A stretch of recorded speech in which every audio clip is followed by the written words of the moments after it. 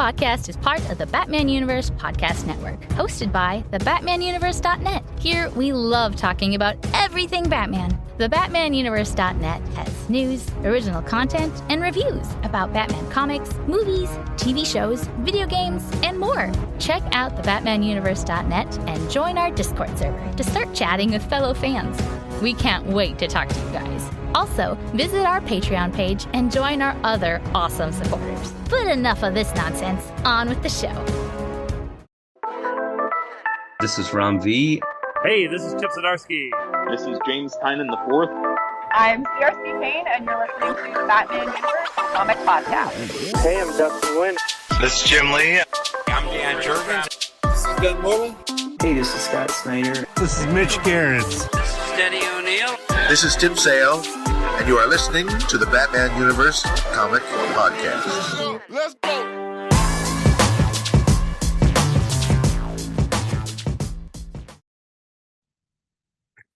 Hey folks, welcome to another episode of the Batman Universe Comic Podcast, Season 18, Episode 2. As always, I am your co-host Theo, and with me I have... This is Steph. We're here again, but we're not together. We said we weren't going to be together. Yeah. Today is the TBU Comic Podcast Southern Winter Edition. We've been, stranded in our homes with this crazy winter storm that seems to be making a comeback this weekend. I don't want to think about it. Yeah, me neither. And Steph being where she is, she's a little bit further north than I in southeastern Louisiana. So they had the ice and the snow and everything, and we just and my work. So I work 3 part-time jobs, but my bigger actual job is working at a retail store. It's really small. One owner, she runs the whole thing, and then me. That's it. And so the storefront is so shaded. We still today had like 1.5 inches of ice on the stairs, on the sidewalk, so I was out there with a crowbar and a snow shovel trying to get the ice out. You bet, because it's coming back. It's coming back. So on my end,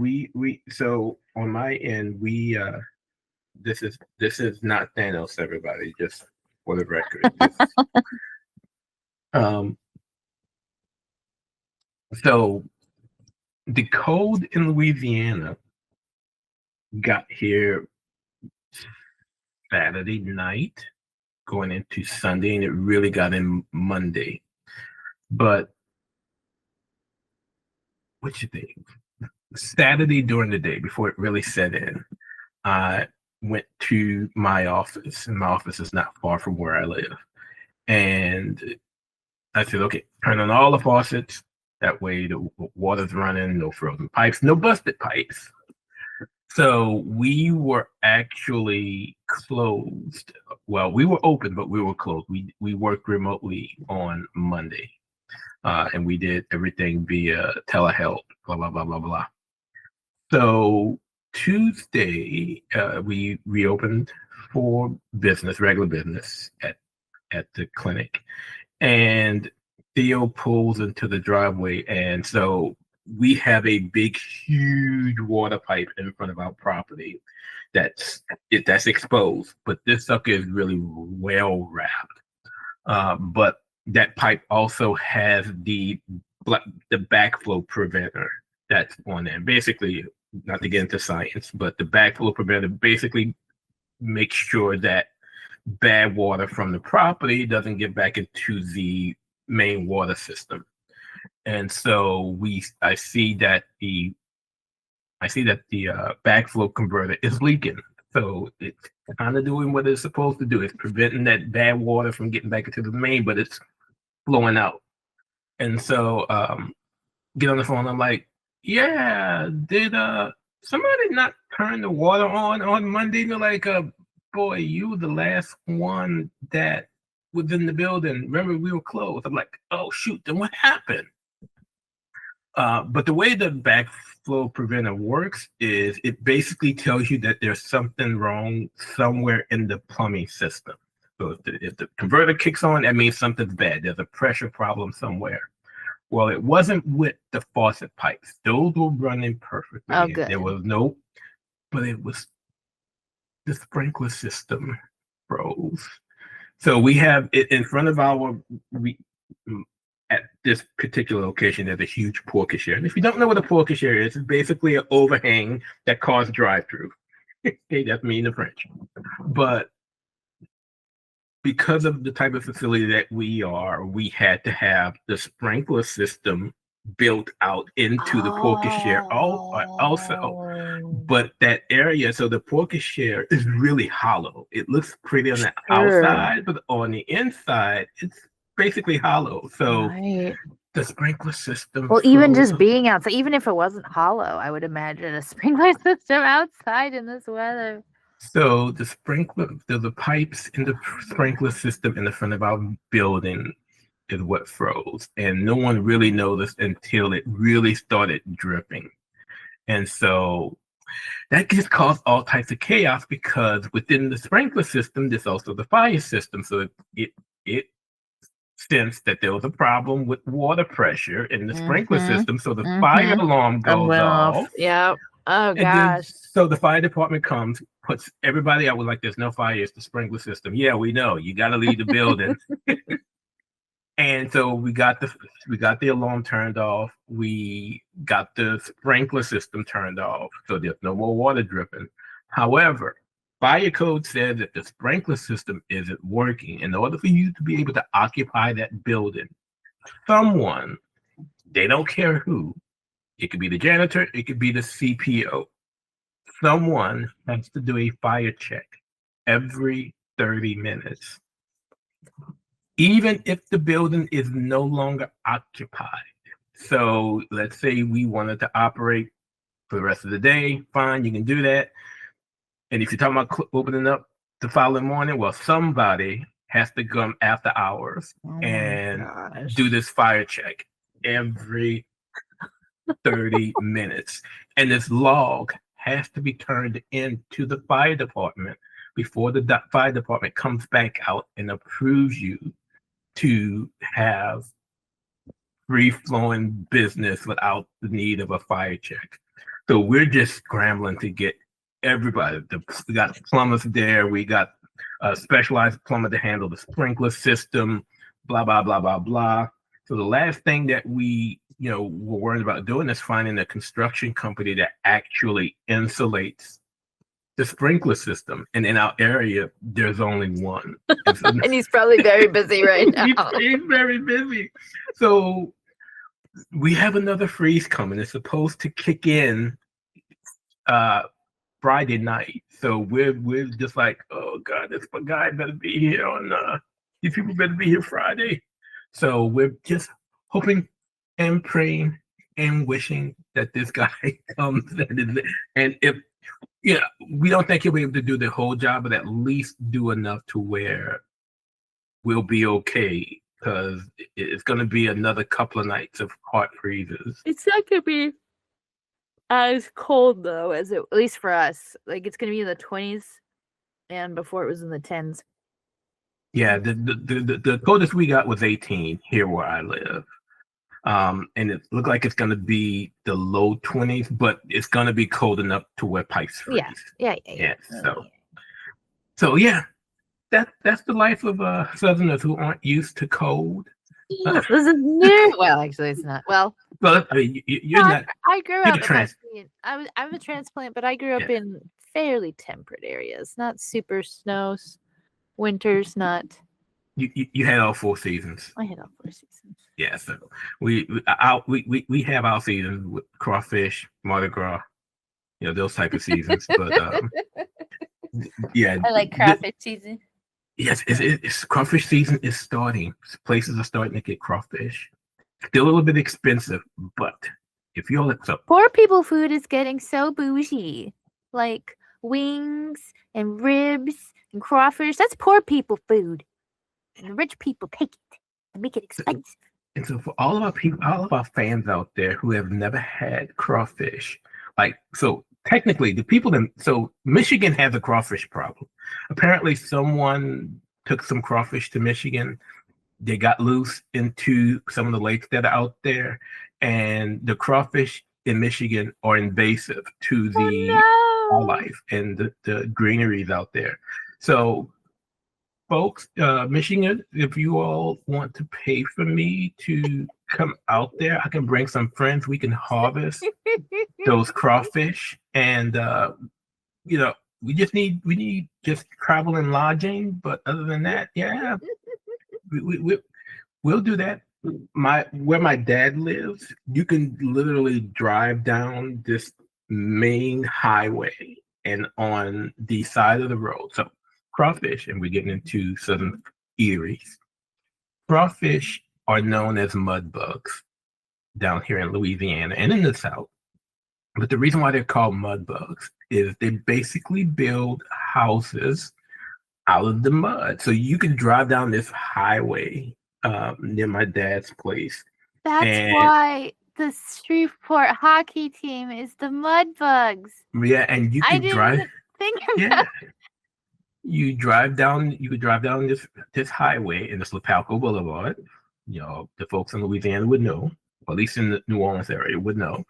But you would drive down Lapalco Boulevard, and you will occasionally see little castles of mud along the sides of the road. But you could literally go drive up to those castles, we call them, those mud castles, and dig a hand in. If the mud bug hasn't been taken out by somebody else already, you get some crawfish that you can boil and eat or do whatever. Just make sure you purge them. Purge? Wash? Yeah. Okay. Wash, but purge basically means you put them in just some heavy salt water, and it kind of forces them to throw up. So it gets all the okay. It gets all that gook out of them. Yeah, it gets all that gook out of them, and then you wash them off again and throw them in the boiling pot, and then we got poor people food. So enough about something like let's talk Batman comics. Wow, we didn't Batman. We have one title that we're going to cover in full for this episode, and that is Detective Comics number 1105 from Tom Taylor and Mikhail Janin.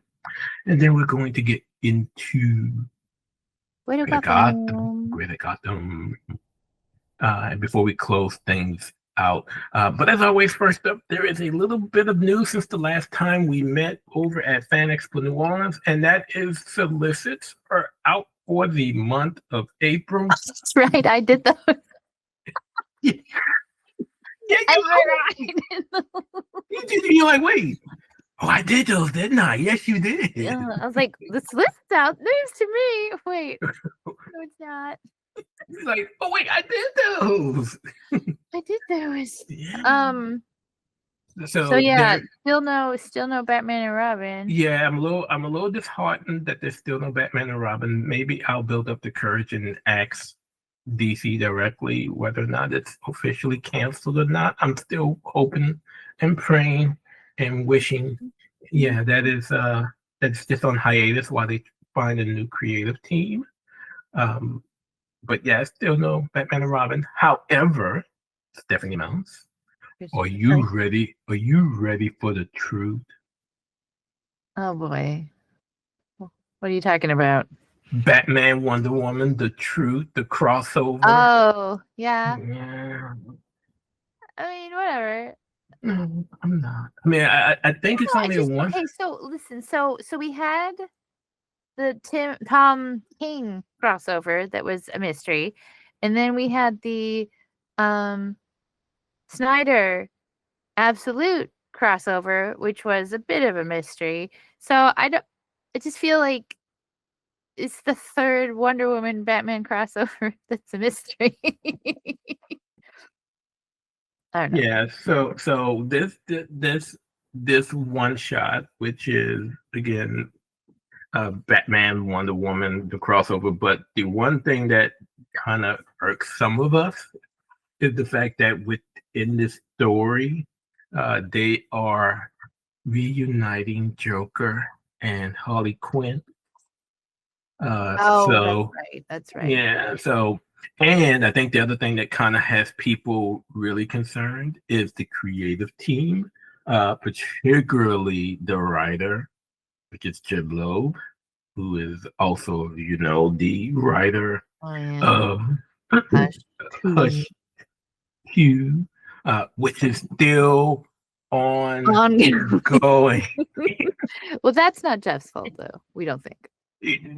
Okay, it could be a combination of both, because you got to remember, the last Halloween was delayed multiple times as well. So while Jim Lee will take his beatings for the lateness of Hush 2, I would not be surprised in any sort that some of the delays was Jeb Loeb's fault as well, considering the other titles that he was on had delays built into them as well. So it does say well.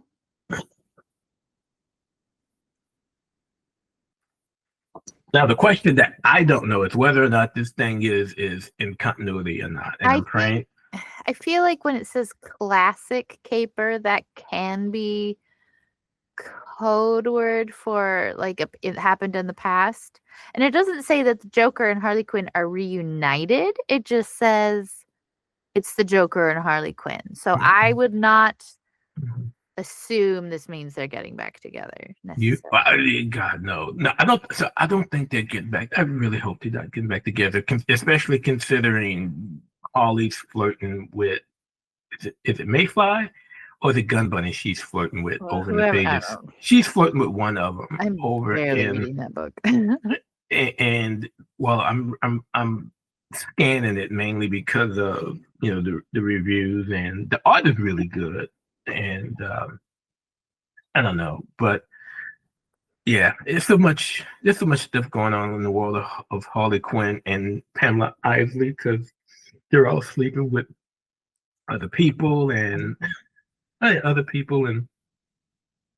apparently they broke up because Harley just walks in on Pam and Janet from HR just like it's nothing, and now she's going on dates as well. So who knows? Maybe she is getting back with the Joker, but please, God.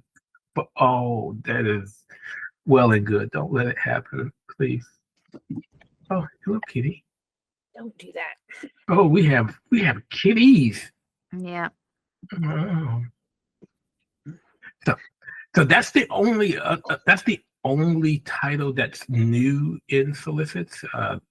Not crazy about it, and I'm still not crazy about the fact that there's no Batman and Robin. DC, please don't cancel it. Bring it back. If you want, I will write it for, well, I won't say for free, but it will be heavily discounted. Like if you all just give me free comics for life, that'll be enough for me, maybe. Why are all the covers of Superman have Little John on them? Yeah. So coming out of DCKO. Oh my God, you all! So again, yeah, DCKO is going to be interesting. But coming out of DCKO, again, according to solicits, Superman is missing now, and if you are following the main Superman title by Joshua Williamson, you will also know that coming out of KO, the Superman title is no longer going to be about main continuity Clark Kent and Superman. The Superman in the Superman title is going to be Superboy Prime. So Connor? No, Superboy Prime. I don't know these things. Superboy Prime is me. Yeah. That's from from Crisis. From Crisis. Yeah, when he punches the new reality. Yeah, so he's gonna be the Superman of Joshua Williamson's Superman run. I don't know how long, but coming out of that, there's gonna be a whole bunch of stuff with Superman, and it's calling it the Age of the Supermen. or the Superboys or something like that. But as a part of that, 10-year-old John comes back.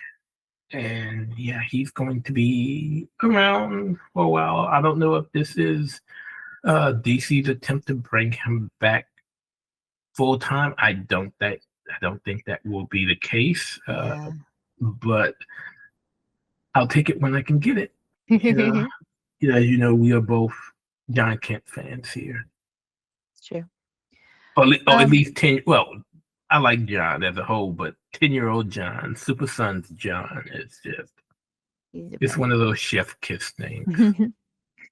The only other thing I'm interested in is Batman Superman is having their 50th issue, and Dan Mora's coming back, and there's going to be Supergirl and Robin stories, which are always adorable. Yeah, it's always interesting watching those two grow up in these pages, and just having their little date nights. So I'll see how that. I've been reading it more.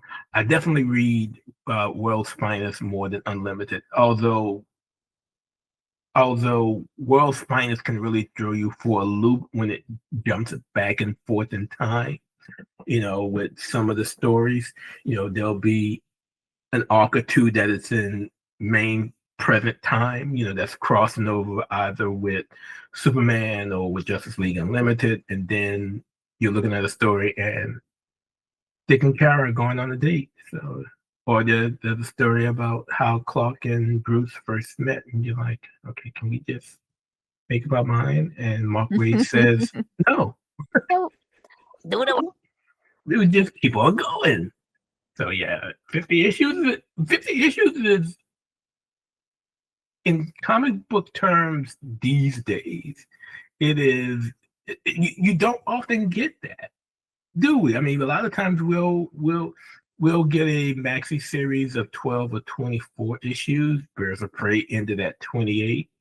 But most of the time, DC and Marvel will do a relaunch and renumbering real quick. I mean, I would assume that we can possibly see Harley going through one sometime soon, now that she's reached her 200 issue that they were able to celebrate. We see they just went back and relaunched Batman with a new number, and so if it fits them, believe me, they'll mess with those numbers. But with that being said, let's just go on and jump into our review, because if not, Steph and I will find stuff to talk about and we'll make it Batman related. But let's go ahead and get into our review for the one title, and that title for this episode is Detective Comics number 1105. Detective Comics number 1105, written by Tom Taylor, art by Mikhail Janine, and colors by Voucher? It's not Tape Morgan. No, it's not. You lied to me. I lied to you. Theo, sorry, he lied. And now I have to scroll all the way back to the end. Oh no, he did some of the art? Looks like we had two artists on this issue. I don't even think I noticed. Oh no, he did the inks. Oh, he did his own colors. Michael Janine did pencils. Janine did his own colors. He does his own colors.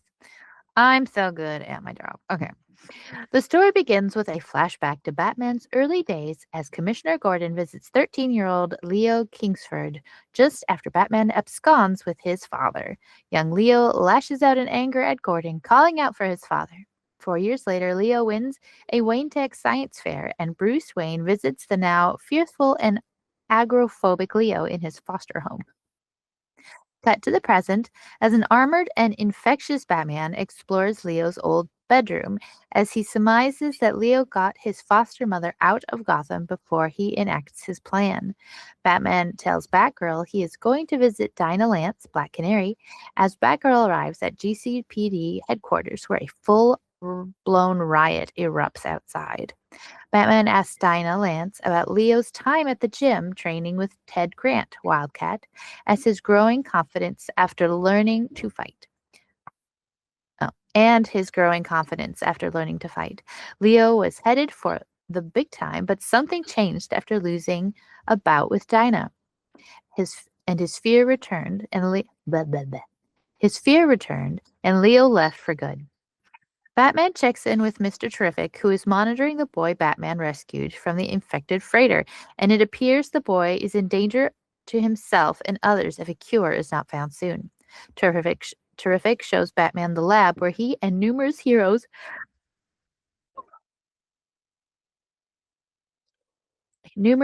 and villains like Scarecrow are toiling at developing a cure for the Courage virus. Despite his shaky judgment, or possibly because of it, Batman volunteers to be the test subject for any vaccine trial for the cure.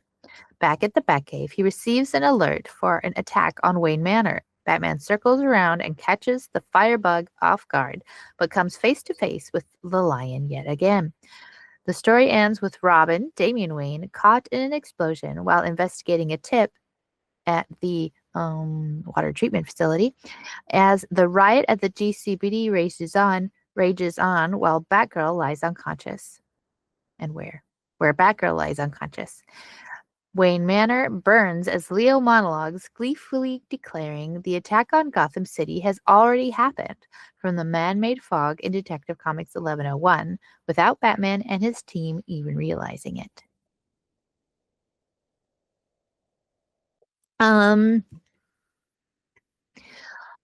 My first question was more for myself. Does Leo know Bruce Wayne is Batman? Did we get the impression that he knew or knows? I don't know. I mean, it didn't. I mean, I would have thought if he knew, he might have revealed it in the last issue. When I think that might have been a better chance of him making it known to Bruce that he knew who he was. I really don't think he does. Because this weird dichotomy that Leo loves Bruce Wayne and admires him and has been encouraged by Bruce Wayne to live his best life, and then he hates Batman for punishing his dad for doing the wrong thing. Seems a little odd. But if he doesn't know that Bruce Wayne is Batman, then I guess it is less odd. I guess I always just imagine that. I guess it's so commonplace now for the villains to know that I just assume that they do. And so when he didn't, I was like, wait, what? That's weird. I thought he did things to imply that he knew, but maybe I'm misremembering. I don't know. It just didn't seem that way. When Leo is talking to Batman outside of Wayne Manor. Wayne Manor? No, it's not Wayne Manor. It's Wayne Pennyworth Manor. Yeah. He seems genuinely concerned and upset that Damian is at the water treatment facility. Do you think that's, I don't know. Did you think that was genuine? Like I read it as he was worried, like he was upset that his son was being sacrificed to this or something. It's weird from the standpoint of this is now another story, because we know in Batman and Robin it's coming to an end, but we know that in Batman and Robin, the Quiet Man has been, constantly chastising Bruce or Damian with regards to Damian being out in the field. So I'm wondering if there's something going on there. And again, if you're following solicits, you may pick up on it, especially if you watch the covers. But I don't know. So yeah, it's weird because again, we talked a few times when talking about Batman and Robin with regards to how the Quiet Man has, I don't want to say taken a liking to Damien, but considering the story, with his son and all, has developed somewhat of a connection to Damien and seems to be, has openly criticized Bruce. Yeah, I don't think he knows who Bruce is, of course, but he's constantly criticizing Batman for having a young child in the field as well. So maybe there's something happening. But I in hope the not. same breath, he's like, I've already infected the whole city. It's like, so you've already sentenced children to their deaths, because if there's anyone who's already fearless, it's children who think they're Superman and can jump off of buildings. Like, Yeah, yeah. It's just one of those weird conundrums that makes you hmm. hmm. My next question was, oh, so the whole thing with Dinah seemed to come out of the blue. I don't. Is there any significance to Dinah? Because it could have been like, No. I recognize that fighting style. The guy downtown does it. Like, why? Yeah, I can only think that what Tom Taylor was looking to do, because again, Dinah has always had a connection to Wildcat, even going back to her mom's time in the role of Black Canary. So I just took it as Taylor putting two and two together. So if Ted's there, I gotta have Dinah there as well. And that was his way of doing it. That's how I took it. There's no real significance other than the fact that Dinah whooped his kid's ass and brought all of his fear back to him. So. And I guess I have another question that kind of leads into my next question and hops from that last one. So we have a room full of people working on this antidote, some of which I recognize, some I didn't. Some didn't have superhero names, so I assume we just are supposed to know them by their names. Do you think they're just plot devices? Like, is there any significance to the atom being there or whatever? Yeah. Lana Lance. I just think they're plot devices with trying to find a cure, and I would think that this isn't a Bruce decision. This was a Terrific decision. Terrific being the smartest guy on the page. I mean, it's a Tom Taylor decision, but yes. Yeah, but you know what I mean. Yeah. Sorry, Tom Taylor. But yeah, I just think I just think all of them being there. And if you all haven't read the issue yet, spoilers, he has a bunch of geniuses there from, if I can remember, it was some of the members of the Challengers of the Unknown. There were Ray Palmer. I mean, just a whole bunch of geniuses sitting and analyzing the data of the fear virus and looking for a cure. But also in that room, as Steph will ask her next question, was also Scarecrow. So why is Scarecrow there? Not from a genius level, not from a I mean, obviously he can help, right? But why is he helping? Is my question. Well, apparently the virus was created from a variation of his toxin. So why not have him there? And I think there may be a sense of jealousy as well, since this guy kidnapped him and had him hanging like a scarecrow. I don't think this is any type of redemption arc for Jonathan Crane, especially if we're also reading Gotham Academy. But yeah, I just think that this was a, hey, let's get everyone in the room, including the one who created part of this. I would imagine it's a pride thing. Like, this is my invention. I did this. Yeah. Nobody came in, swooped in, mutilated my invention. So I just like to think it's a male ego thing. Is Robin gonna be okay? That's my next question. Is Robin gonna be okay? Is Batgirl gonna be okay? I think, I mean, well, of course, they're all going to be okay. This isn't comics for a reason. This is comics for a reason.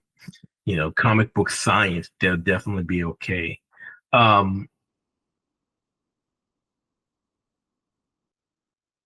It's interesting from the standpoint of we don't know exactly where this is in the timeline, especially in coordination with the other main TBU titles, particularly Batman and Robin, because we've seen Damian do some crazy stuff, not necessarily crazy stuff, but some crazy stuff. So I don't know, but I think he'll be all right. I don't think he's going to be leaving as Robin anytime soon, but I don't know, considering Batman and Robin's around. So, with that being said, what would you give Detective Comics number 1105 out of 5 virus-laced water towers? Virus. There weren't any virus. Anyway, I always forget to think about this. I enjoyed it. 3.75. I was gonna go 3.5. And over on the website, Adam gave Detective Comics 1105 a 4.6. Which is a little bit ridiculous. I mean, it was good. There's nothing wrong with it. It's fine, but it is like it's the middle of the story. It's fine. Yeah. Now, really to be fair, when Adam does his ratings, Adam writes both for TBU as well as the Comic Book Spot. So CBS is on the 10-point system for its ratings, and he usually, when he does his TBU reviews, he does his ratings, on the same scale as well. So, and the system will convert it from the 10-point system to the 5-star system, and so he gave it a 9-something, and it converted over to a 4.6. Blame the math. So that gives us an average of 3.95 and a median of 3.75. Oh, look at that. Bye, Kitty. Write that on your number. So with that being said, let's move on to Greater Gotham. 2 weeks worth of titles. First up, we move over to titles releasing new comic book day, January 21st. Wow, time is moving. First up, Nightwing number 134. Thumbs up, thumbs down, neutral, or abstain. Thumbs up, but I am so done with this storyline. Yeah, so for that reason, I'm giving it a neutral, because I am simply tired of the whole Cirque du Sin and the Yanni, and I just want them all to go away. But yeah, neutral trending up, but just needs to end. Like, really, like 2-3 issues ago. Batman Superman, World's Finest number 47. I gave it a neutral. I was a little wordy and I didn't care too much, but it was still fun. It wasn't like a... It's neutral. I'm just happy this whole Joker Lex combo thing is over. What do you think of the combo suit for Batman and Superman? I thought the combo suit for Batman and Superman was really good, but the combo Lex Joker was just terrible. So, yes, neutral for me as well. Woman number 83. I gave it a neutral, but that's because she's hardly in it. It was okay. I'm gonna give it an abstain because I'm still not reading it. She doesn't say too much, so that helps. BJ reviewed it, and ironically, BJ enjoyed it. So I will say of maybe that's why he enjoyed it too. Yes, like this was a reluctant neutral, not a it's bad, but I'll give it a neutral. No, like it earned my neutral. Yeah, BJ gave it a good score as well, and maybe that was because Selena wasn't in it as much. I don't know. We now move on over to titles releasing this week, January 28th, kicking things off. Absolute Batman number 16. Thumbs up, man. It's so good. It's so good. And so we've been having conversations about it on the Discord server. And of course, if you're not on the Discord server, please join. But yeah, man, I really want to talk about issue 17, which DC has given out already, but I can't because they've embargoed us. So no, Theo will not get in trouble with DC. But yeah, issue 17. Now we know issue 17 is going to be the Poison Ivy debut, but oh my God, there's so much other stuff that's going on. Particularly with our favorite brute named Bruce. So yeah, but no, yeah, absolute we were talking about which are the best titles in the Absolute Universe, and again, as someone who isn't a huge Scott Snyder fan, I've really been enjoying Batman, Absolute Batman. It's probably, I think it's number 4 as far as how I feel about the Absolute titles, with Wonder Woman being first, Martian Manhunter being second. Oh my God, Martian Manhunter is so good. Green Lantern being number 3. And then Superman being number 4 before we get to Batman, and then closing things out with the Flash. But they are all good. It's just somebody got to be number 4 and somebody got to be number 5. But they're all good. There's nothing not to like about what's going on in the Absolute Universe. Justice League Unlimited number 15. I think I gave it a quick scan and it looked very Justice League heavy. There wasn't much TBU in it. Yeah, it's an abstain for me. I didn't look at anything more than putting it together for the rest of the site to review. Yeah, there's a lot going on with all of these KO tie-ins, so it's hard to keep up. Speaking of DC KO, the kids all fight back. The one shot that was no, it's the kids are all fight. It's a play on the kids are all right. Oh, the kids are all right. The kids are all fight. Okay. Yeah. The special that features all of, well, not necessarily sidekicks. Most of them are sidekicks, or will be considered sidekicks of members of the Justice League. So we have John Kent, who has to babysit Leon Cheshire and Roy's daughter. He's also babysitting a couple of Flashes, and he's also babysitting one Flash and a couple of Terrifics. Yes, I thought there were 2. Well, by the end of the story, there are a couple of Flashes. I think one of the Flashes is brainwashed or something because she's fighting for. She comes back. Mother Gothel, what's her name? Granny Goodness. Granny Goodness. got my IPs mixed up. So the main plot of this story is we know again from the solicits that there's going to be a new Titans team that's going to be taking over. I don't know if it's permanent or not, or I don't know how permanent this new team will be. But part of this team includes John Kent, who will kind of be the lead on that.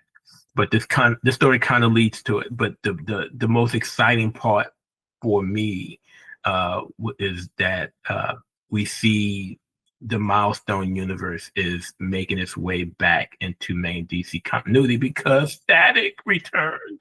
I like how no one knew who he was. They're like, who's that? Yeah, so we've had multiple times of the Milestone universe coalescing with the main DC universe. I think what really set this in motion was when Brainiac showed up with the House of Brainiac line in Superman and all of that, and he was attacking all these versions of Brainiac, was attacking different universes. And we saw, again, if you're following the Milestone stuff, that's looking like I have no idea what you're talking about. I have no idea. But that's okay. Yeah. And so the Milestone universe was kind of separated off into like this line that was called Planet M, which was the Milestone universe that had all the Milestone titles, but Brainiac attacked there as well. But I think that was the catalyst that was going to begin to bring the Milestone universe back into the main DC universe. And we know that's going to happen because this month DC is putting out a one-shot of that's coming out of Mark Waid's new history of the DC universe, and this is going to be the new history of the DC universe, the Dakota incident. So this I think this is going to rewrite what we know of. It's going to rewrite the rewritten history of the Milestone universe. Because remember, Milestone was again on hiatus until a couple of years ago when they did the Milestone Returns event. That was right around the 30th anniversary. Well, actually, no, it was way before the 30th anniversary. But the 30th anniversary, which was a few years ago. But that's going to be coming out later in February. But I'm going to be interviewing the writers on that one shot, which is Stephanie Williams, Morgan Hampton, Nicholas Draper Ivy, and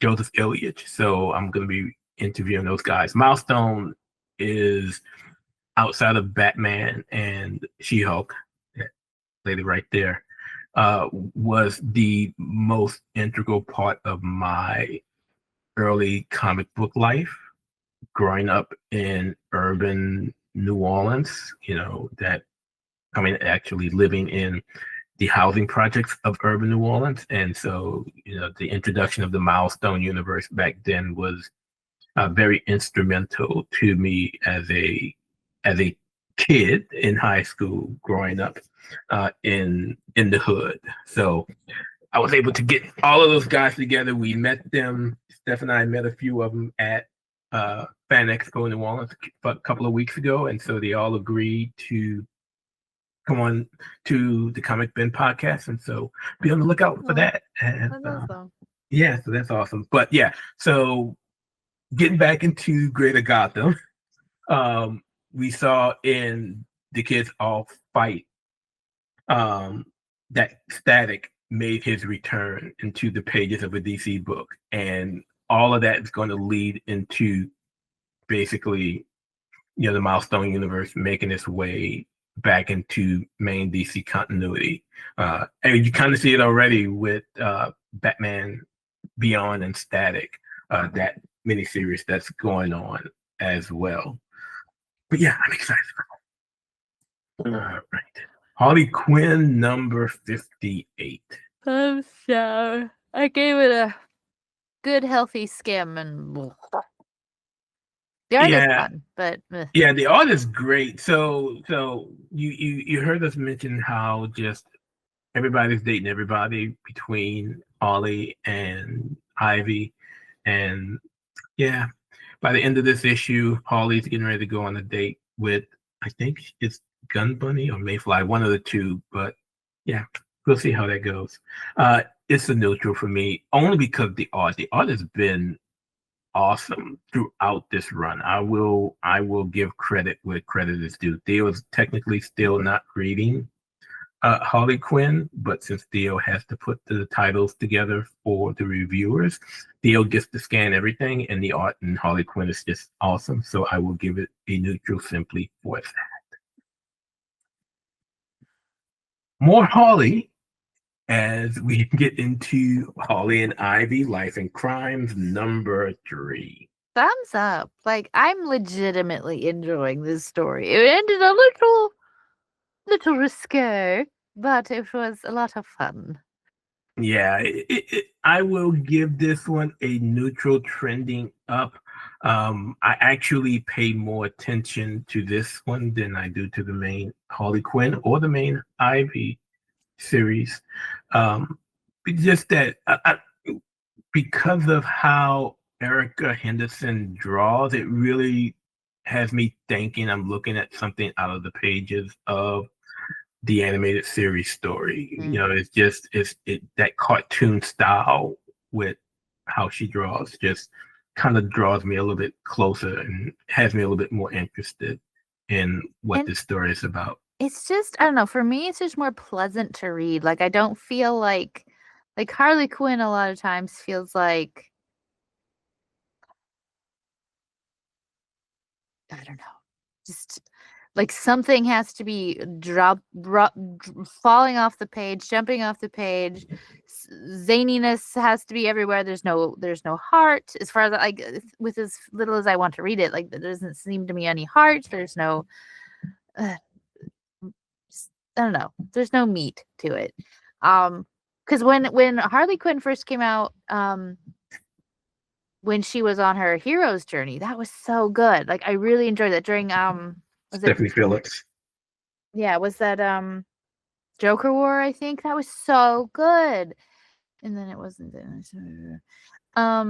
yeah, I Harley think Quinn or Poison Ivy feels like it's a heavy-handed message of something, and I don't know what the message is. Yeah, Ivy is all over the place, and now Ivy is about to be mayor, and I'm not ready for that. But yeah, Harley and Ivy is just, it's much more pleasant, much more palatable. It's telling a good story. These characters have depth. They have, it's better. But unfortunately, it's not a story that exists in continuity. Sorry. But it's one of 3 books. Or of the 3 books, it's a readable one. Yeah. Yeah, Ivy used to be readable for me. Ivy used to be readable, and now it's just like you said, it's really heavy. And yeah, I'm not looking forward to the Sirens book that's coming up. I don't want to read it. I read it because again, you've already read it? Yeah, it's in the. I haven't uploaded it yet. It's out. Is it monthly? I don't know if it's monthly or bi-monthly. I just put it together to upload for everyone. Because April is number 3. That means March is number 2. Yeah, so it must be monthly then. It's out on the second. It's the second. It's week 2 of February. Yeah, then it must be monthly. I was okay with it. So okay. Just remember, this is a Black Label title. Oh, so okay. yeah, and I had to. Again, I'm not going to spoil anything. I had to go back and look at the cover to realize it was Black Label simply because of the language. So yeah, there's going to be some cussing. There won't be any bat wings walking around. Battle wings. Battle wings. There won't be any battle wings around. Well, it's a Sirens book. But we need a baby. But there is for the Batcat fans out there. There is a lot of play on Bruce and Selena's relationship. Okay, So I love it already. yeah, I think for that alone, Steph will love it. Oh, I might just ask you to review it just to see what your thoughts are after the first issue. It really wasn't bad. The plot of it wasn't bad. So it's not unfit for publishing bad. which is interesting to considering our past history with stories written by Teenie Howard. Yes, because I think I saw it was Teenie Howard. I was like, oh, it's another one of these once a week horror stories. Yeah, so I was if I'm not gonna give a rating, but it was okay. I think I'm gonna assign this to Steph just to see what her thoughts are of it after the first issue. She may come back and say, "Okay, I'll do the rest of it," and then she may come back and she say, "No, if you give me that title once again, I shan't do it.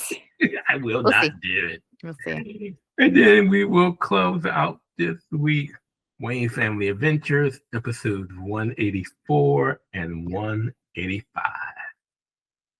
Thumbs up, but these last couple of issues have been more about like, well, no, I guess there was the showdown with the guy who's trying to take over Wayne Enterprises. So that was kind of interesting. But the last few chapters have been very heavy on the main plot line, and a lot of the like sub ones have kind of been forgotten. But again, you have to spread it out in a way that makes sense. The whole thing can't just be Damien's looking for a birthday present for Alfred. Yeah. That'd be oof. But so thumbs up, but I'm ready to see the other subplots again. Yeah, it's an abstain for me. I gotta catch up, and you say that every time. I do, and you can just do it on your phone over. I know, and at some point, I imagine CRC Pain is going to reach out to me and ask me, "What the hell am I doing? That I am so far behind on Wayne Family Adventures." I'm sorry, CRC. Please don't send anybody after me. It's cold down here in the south. It's very cold. So cold, I'm letting my hair grow back. When are we gonna do our year-end review? I think we need to go and do our year-end review next time. Since we're at the end of our podcast, let's talk about what happens in 2 weeks. We're gonna talk about our favorite stuff of 2020. Yes, our favorite Bat stuff. I like some of these categories you came up with. They're not like, what was your favorite? What was your least favorite? Who's the best artist? Like, these are some fun categories. Yeah. So, truth be told, those were not Theo's ideas. Those are the ideas of Theo's friend Ginger. And you all know Ginger. She has a nickname. Well, she has a real name, but I call her Ginger because my boss calls her Ginger. But we're talking about Gemini. So yeah, I asked Gemini to help me come up with some categories because I wanted to do a little bit different this time around. We adjusted them here and there, but yeah. But yeah. So we're gonna give our favorite of 2025, and you'll hopefully get a laugh at the categories for this year's show. But we have reached the end of this episode, and as always, before closing things out, we give thanks to those who give of their time and resources to support the Batman universe by being patrons on our Patreon page. So with that being said, we give thanks to Lisa Slack, hello Kitty, Lisa Slack, Ian Miller, Joshua Labavatoni, Rob O, Ed Grouse, Captain America, Stephanie Mounts, Johnny McCloskey, David Richards, Donald Townsend, and Brendan Roberts. Again, thank you all so much for all that you do with helping TBU keep the lights on.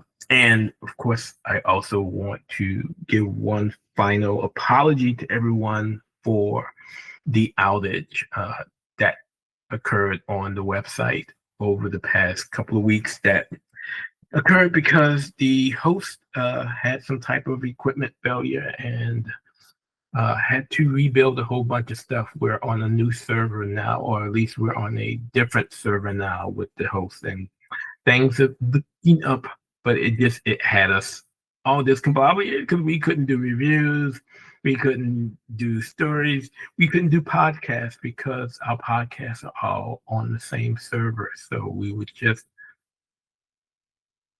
Did we get our podcast back? yes, everything was backed up. So we once they got everything moved to a different server, getting all that stuff rebuilt and restored wasn't an issue. So yeah. So, but thank you all for your support, and we invite more of you to join us on Patreon. As again, it helps, allows us to do more stuff for you all. But with that being said, that ends our episode for this week. I can't believe we're in season 18. And January is pretty much over. Yeah, That's crazy. it is crazy. I can't believe it's almost February. Mardi Gras season. Woo-hoo. So yeah, Mardi Gras season and crawfish season. When it starts at the same time, that's just chef's kiss. So come to Louisiana and get your boiled crawfish. But no bougie people, because that's poor people food. Poor people food. Yeah. Poor people food is now $9 a pound boiled. That face says it all. But yeah, that ends episode 2 of season 18, legacy number 434. And we will see you in 2 weeks as we give our best of episode. I'm excited. Yeah, me too. So if you're looking for reviews, don't think about it. But we will be back in a couple of weeks. And as always, I am Theo. This is Steph. And we'll see you in 2 weeks. But until then, be safe on the streets of Gotham. And if you see anyone dressed like a lion, don't talk to him. He's not nice. See you in 2 weeks.